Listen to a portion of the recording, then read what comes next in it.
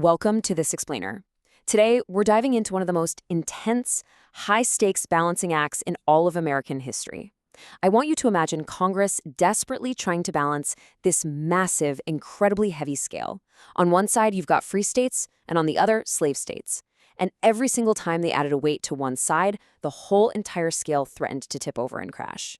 That fragile, terrifying balancing act, that is the exact path that led the United States straight into the Civil War. Now, before we get into all the historical facts and the specific dates, we really need to understand the mindset of the people in charge back then. As this verse points out, there's a deep moral calling to be a peacemaker, and the political leaders of the 1800s, they were desperately attempting to stop a national crisis. They truly saw themselves as peacemakers, trying to hold a fracturing country together. But, as we're going to see today, trying to make peace without actually solving the underlying problem is a very, very dangerous game. So, here is our roadmap for today. First, we'll examine the fragile political balance. Then, we'll walk through the compromises of 1820, 1850, and the Kansas-Nebraska Act, before wrapping up with a really crucial lesson on morality and peace. Okay, Section 1, the fragile political balance and keeping Congress evenly split. Over the course of just 34 years, Congress passed 3 major compromises. And honestly, every single time, these leaders patted themselves on the back, fully convinced they had just saved the country. But in reality, each compromise just temporarily delayed the inevitable conflict.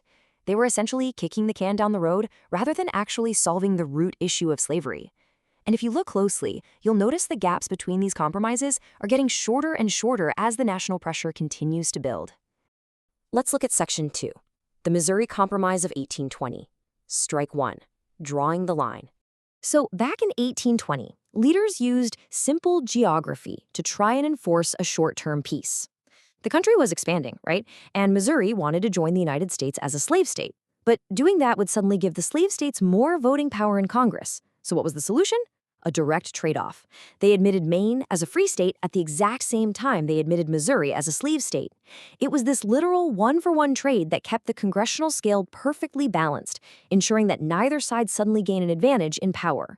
Now, the absolute crucial point of this compromise was drawing a very specific line on the map, the 36 degrees, 30 minutes parallel. Congress basically drew an invisible line across the expanding Western territories and said, well, actually, they mandated that from now on, any new state north of this line would be free, and any new state south of this line would allow slavery. It was this wild attempt to mathematically solve a deeply human moral crisis.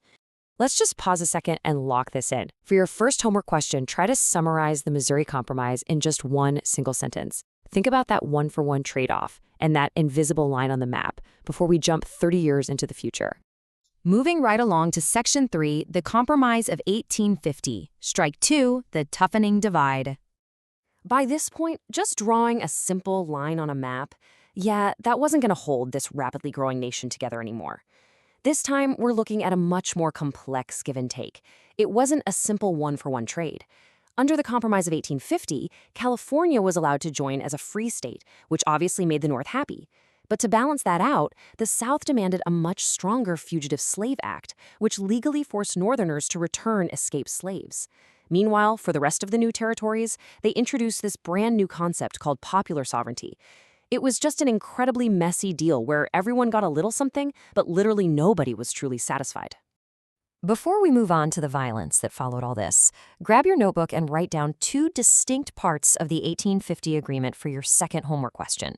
You might want to think about California, the Fugitive Slave Act, or those brand new voting rules in the territories.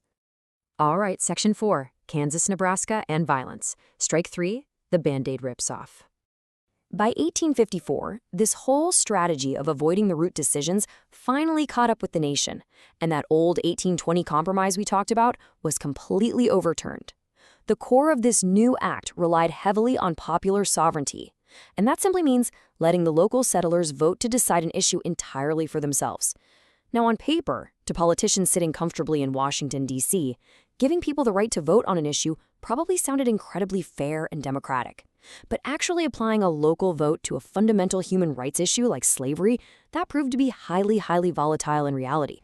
Because they left it up to a local vote, pro-slavery and anti-slavery settlers literally rushed into Kansas, just desperate to sway the election in their favor. Forcing these settlers to vote directly triggered terrible, bloody violence. We are talking about neighbors fighting neighbors in a mini-civil war that literally became known as Bleeding Kansas. The political compromise in Washington had directly sparked physical bloodshed on the ground. So, for your third homework question, how exactly did the Kansas-Nebraska Act lead to violence?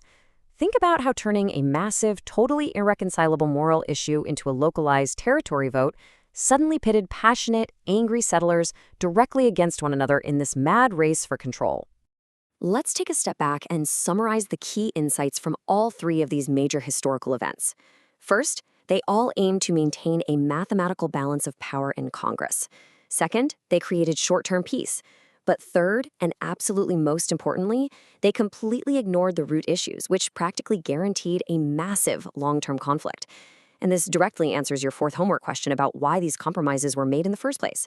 They were desperate attempts at short-term political survival by leaders who simply didn't know how to fix the core rot in their system. And finally, Section 5, Morality, Education, and Peace, the ultimate lesson. So, why did these highly educated, undeniably brilliant leaders completely fail to stop a war? This actually brings us to a foundational philosophy. At HeroesMart Academy, the Godly Learner series teaches a really profound truth. Education without morality will hurt. These politicians, they were incredibly smart. They were master debaters, brilliant lawmakers. But what is the point of being smart and supposedly highly educated if you continue to make bad choices that hurt people? Simply being educated just isn't enough. Avoiding the moral truth, which is exactly what these compromises did, by treating slavery as just a political bargaining chip rather than a moral evil, it always results in pain and destruction. True peacemaking actually requires spiritual and moral grounding. As the book of Romans promises, keeping your mind spiritual brings life and peace. When leaders focus purely on carnal, worldly math, just constantly counting votes and drawing arbitrary lines on maps, it ultimately leads to destruction, which in this specific case was the American Civil War. True peace of mind, whether for a person or for an entire nation, is something these political band-aids could never actually provide, simply because they completely lacked a moral foundation. I'm going to leave you with this really provocative thought to write down for your final homework assignment. Do you think compromise always works? Explain your reasoning. In your own life, when you avoid fixing a root problem just to keep the peace, is a temporary compromise really a success? I want you to think deeply about that. Thank you so much for joining me for this explainer. Keep your minds focused and spiritually grounded, and I will see you next time.